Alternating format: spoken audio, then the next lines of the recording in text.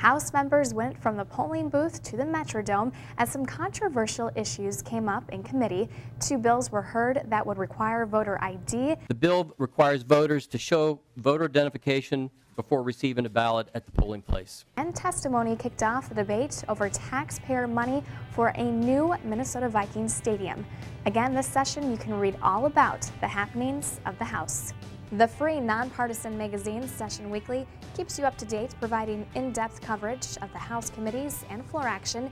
Here's a glimpse of what you can expect from the professional staff of writers, editors, and photographers in this week's edition of Session Weekly. The Clean Water, Land, and Legacy Act collected close to $230 million from taxpayers in the state.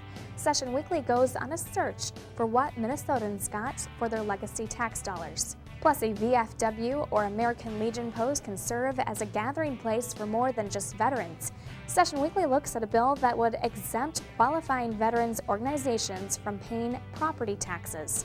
And a mandate that requires school districts to keep the same level of support staff could be lifted.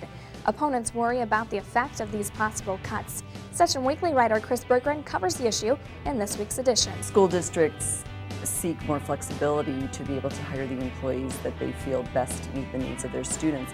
And I talked with one district where they had to last year let a teacher go as opposed to a counselor because of this mandate. So their class sizes increased.